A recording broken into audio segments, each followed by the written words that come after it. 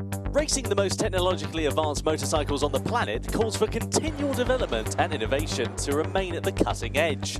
Following a summer break during which manufacturers will have been able to develop for the second part of the season, we remind you of what you can and cannot change on a MotoGP prototype during the season. The biggest subject people talk about now is the aero body. Obviously, I think beginning of the season in Qatar, we saw the first one with the 2017, and it's gone very quiet. The reason it's gone quiet because they only have one opportunity. They can't make a mistake because once it's homologated, once it goes on track, that's it for the season. They are stuck with that design. KTM, they have a free rein, shall we say, for the season. They can change their aero body design as many times they want, as long as it fits within the rules, as in it doesn't have wings or bulges.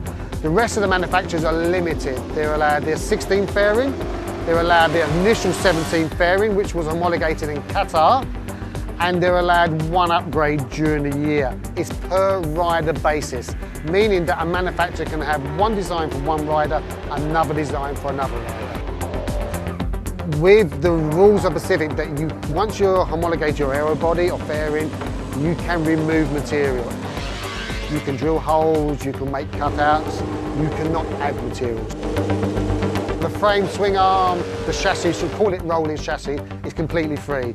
We don't control that whatever. They can bring as many upgrades during the season as they want. The only thing we do control is the type of material they use for safety and cost, that's all.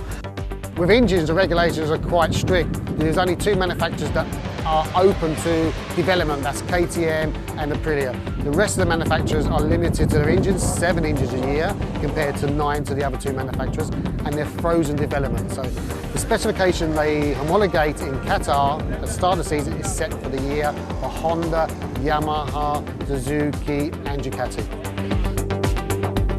With engines and the aspect of safety, the only time that a manufacturer can request to change an engine or an internal component of the engine is by written permission. They say to us, okay, we have a faulty part. They request it to the manufacturers, the MSMA, and they will agree, they will look at the evidence, but it's very precise what they're allowed to do. They can only replace the part with the same part. They can't make an upgrade. Upgrades are not allowed. The part can be replaced and it has to be verified that it is the same part, so it's under my supervision, and then the mileage of the engine is limited. So what we're stopping doing is saying, okay, this engine is getting close to the end of its life, we need to upgrade it and extend that life. We don't allow them to extend the life of the engine.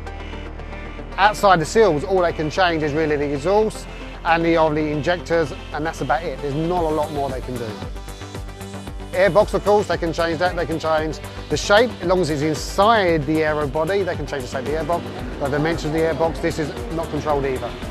With the software, unified software, there is rules in place that if the manufacturers request an upgrade to the software, to the firmware, and it comes from the MSMA, we will implement it at the cost to the MMSA.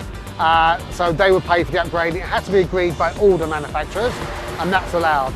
If we as the organisers want an upgrade, we pay for it, and also the manufacturers have to agree to it as well.